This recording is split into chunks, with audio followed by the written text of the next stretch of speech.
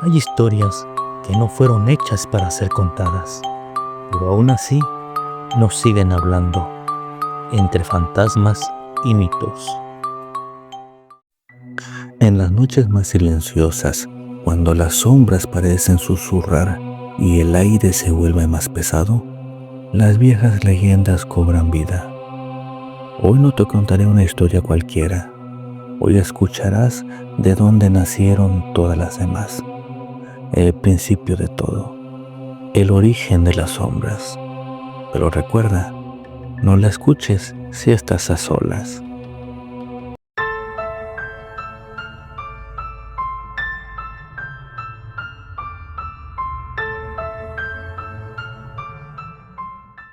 Dicen que en el inicio, antes de que los hombres inventaran el juego para espantar la oscuridad, ya existían murmullos que viajaban entre las sombras, historias que nadie me escribió, pero que se quedaron atrapadas en el eco del tiempo.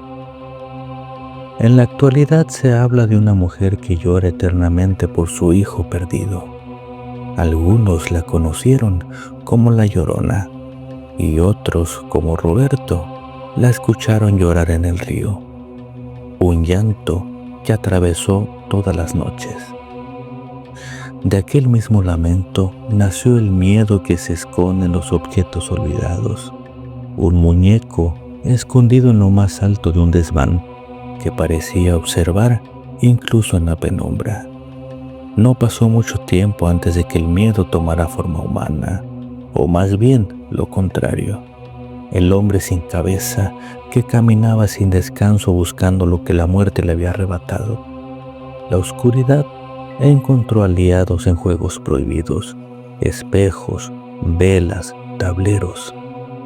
Todos recuerdan la maldición de aquella ouija maldita que acabó con varias familias.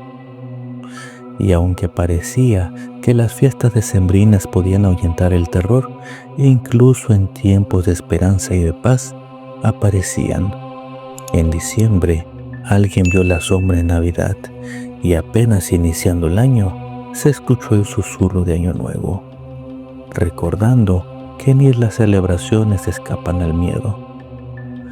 Las advertencias se hicieron claras. No te levantes si ya estás acostado, porque en la noche hay cosas que se mueven cuando crees que no las miras.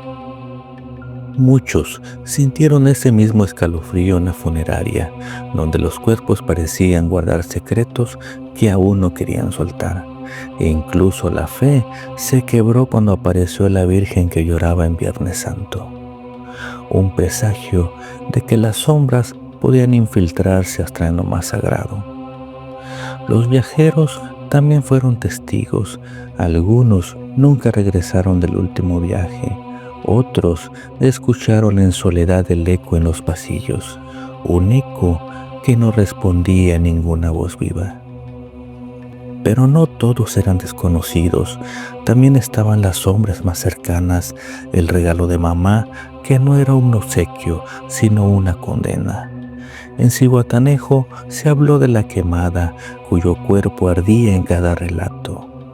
Y en otro rincón se apareció el niño del gorrito azul, pequeño, pero con un silencio más aterrador que cualquier grito. La carretera tampoco se salvó. Muchos aún recuerdan a la dama del camino, que nunca pedía un destino, solo compañía. Otros se atrevieron a pactar con lo que no comprendían. Primero fue el pacto, luego el padre de la oscuridad y finalmente el pacto final. Como si los acuerdos hubieran sido escritos con líquido vital mucho antes de que existiera el papel.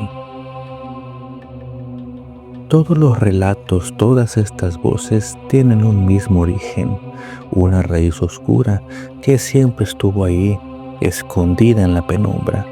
Las sombras no nacieron de la nada, surgieron de la primera historia prohibida, de ese suspiro que alguien escuchó en medio de la noche, el último suspiro que abrió la puerta para todo lo que se vino después. Ahora lo sabes, cada historia que has escuchado aquí no fue un relato aislado, sino un fragmento del mismo origen. Las sombras no desaparecen, solo esperan, te rodean en silencio, como lo han hecho desde el primer día que te atreviste a escuchar. Algunos aseguran que no es un mito, que las sombras no solo nos siguen, sino que nos escuchan, que mientras oyes mi voz están detrás de ti,